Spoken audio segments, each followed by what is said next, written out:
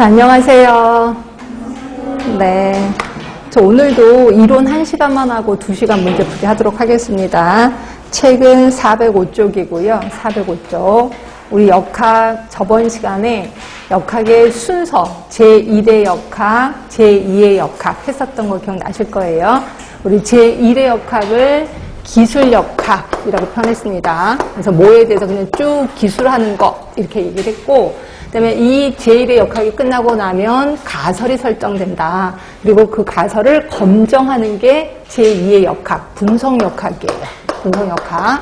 이걸 제2의 역학이라고 했고, 그 다음에 확인 사살 겸 실험역학을 한다. 근데 우리 실험역학은 안 배울 겁니다. 시험 문제 그렇게 많이 나오지 않아서, 그래서 요 두 개만 더 깊게 들어갈까 합니다. 특히 이제 기술역학부터 들어갈게요. 자, 기술역학 하면 쭉 기술하는 거라 그랬어. 근데 이걸 쭉 줄글로 쓰면 재미없잖아요. 그래서 이제, 주제로 나눠서 기술을 한단 말이에요. 어떻게 나누냐면, 일단 인적 변수. 그 병에 걸린 사람이 남자야, 여자야, 또 그 병에 걸린 사람이 나이는 어떻게 돼? 이러면서 인적 변수로 쭉 기술하는 거죠. 그 다음에 두 번째가 지역적 변수예요. 지역적 변수.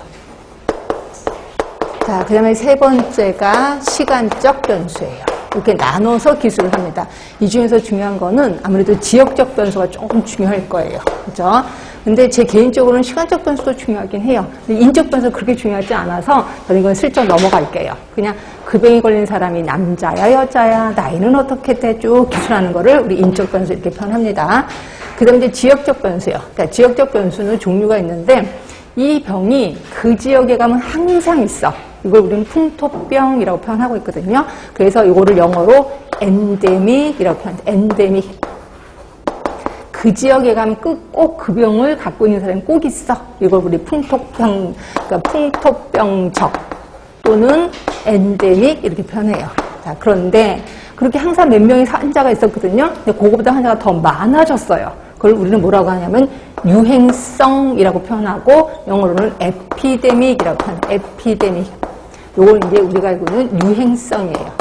그러니까 풍토병보다 환자가 조금 더 많아진 거예요. 그렇죠? 그리고 이 유행성은 한 지역에서만 유행하는 거예요. 그런데 두 지역 또는 두 국가에서 유행을 해. 그 유명한 팬데믹이에요. 팬데믹. 그러니까 팬데믹 들어보셨죠? 이번에 코로나 때문에 팬데믹. 그래서 이걸 범유행성이라고 표현합니다. 범유행성. 자, 그럼 반면에 그 병이 그냥 여기저기 흩어져서 나. 그러니까 뭐 예를 들어서 뭐 쭈쭈가무시 환자가 발생이 됐는데 그 두 사람이 우리나라에 발생이 된 거예요. 두 사람한테 물어봤어. 너네가 혹시 만난 적 있니? 만난 적 없대. 그러면 이거는 그냥 산발적으로 흩어져 있구나. 이렇게 보시면 돼요. 그래서 산발적, 이걸 영어로 스포라딕이라고 표현합니다. 스포라딕.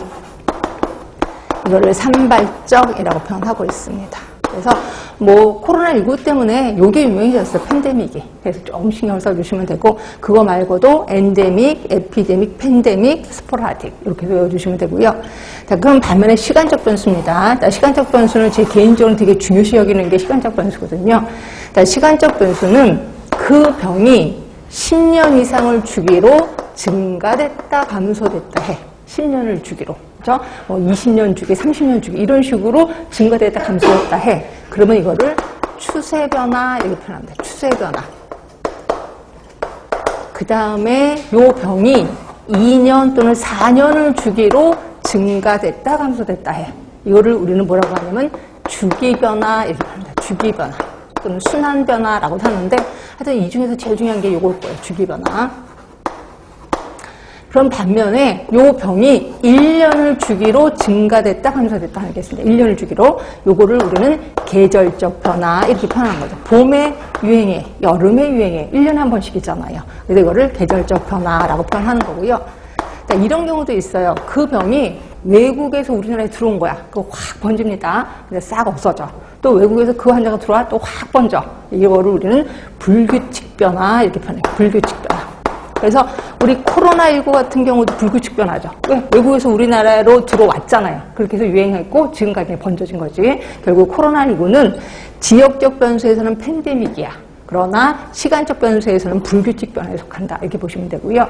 예전에 메르스도 그랬습니다. 메르스도 75세 된 할아버지가 중동에 갔다가 우리나라에 와서 난리가 났잖아요. 예, 그런 것들도 모두 불규칙 변화 이렇게 표현하고 있습니다. 예, 그래서 좀 알아두시면 되고요. 그 다음에 요거 말고도 이제 또 있으니까 한번 보도록 할게요. 책은 몇 쪽이냐면 405쪽이에요. 405쪽. 거기 보시면 이제 거기 8번에 가운데쯤 있을 거예요. 기술역학.